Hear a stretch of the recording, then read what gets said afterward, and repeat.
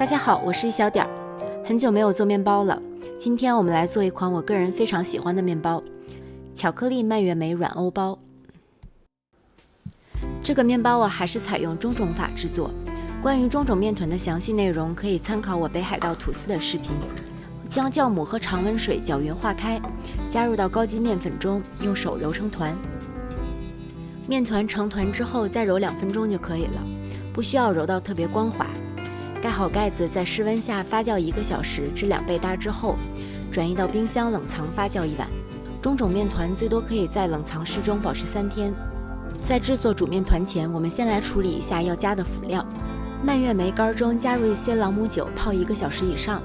不喜欢酒味的可以用水代替。如果核桃仁是生的，需要事先用烤箱烤熟，将烤箱预热至180摄氏度，烤6到8分钟。烤好稍微晾凉之后，切成或者用擀面杖拍成小块，放在小碗中备用。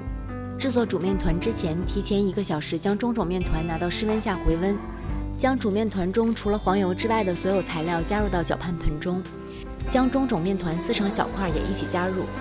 用厨师机中低速搅拌10分钟左右，直到能将面团抻出一层比较厚的膜。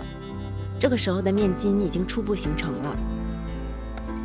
此时加入已经在室温下软化好的黄油，因为油脂会阻碍面筋的形成，所以最后再加入黄油。继续用厨师机中低速搅拌15分钟左右。这时我们再抻开面团检查一下状态，如果能形成透光的薄膜，并且捅破之后洞口的边缘是光滑的就可以了。这就是我们常说的完全扩展阶段。此时将泡好的蔓越莓用厨房纸吸去多余的水分，和核桃仁、巧克力一起加入到搅拌盆中，低速搅拌混合到面团中。如果盆底有些果仁没混进去，就用手把它们包在面团里。最后将面团用这样向后折叠的方式整理成团，盖好，在室温下发酵30到40分钟。因为加入中种面团的关系，在这里发酵时间不需要很长，面团也不会像直接加入酵母发酵的面团那样膨胀到很大。将面团转移到撒了少许手粉的案板上，按压排气，去除里面的大气泡，然后将4个边向内折叠整理成团，可以拍去表面多余的面粉。将面团光面朝上，盖上保鲜膜，中间发酵15分钟，这样可以让面筋松弛一下，有利于之后的整形。15分钟之后，我们来进行最后的整形。用2只手抱住面团，利用与案板的摩擦力将面团向后拉，然后转换方向进行同样的操作。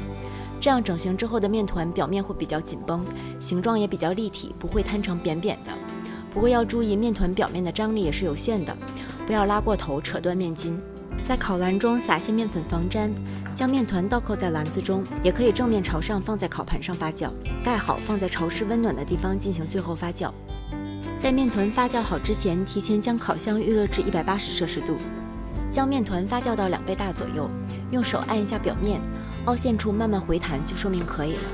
烤盘中垫油纸或者硅胶垫，将面包扣在烤盘中，用刀片在表面画出大约0.5厘米深的纹路，这样面包可以按照图案膨胀，形成漂亮的花纹。将烤盘放置烤箱中层烤35分钟左右。如果后期表面上色过快，可以在上面加盖锡纸，防止表面上色过深。面包烤好了，把它小心地转移到烤架上稍微晾凉，避免底部凝结水汽。中种面团制作面包其实比直接用酵母发酵更适合新手操作。对面团第一次发酵程度的判断要求不高，成功率比较高。这款软欧包结合了传统欧包有嚼劲的表皮和软面包内部的柔软细腻。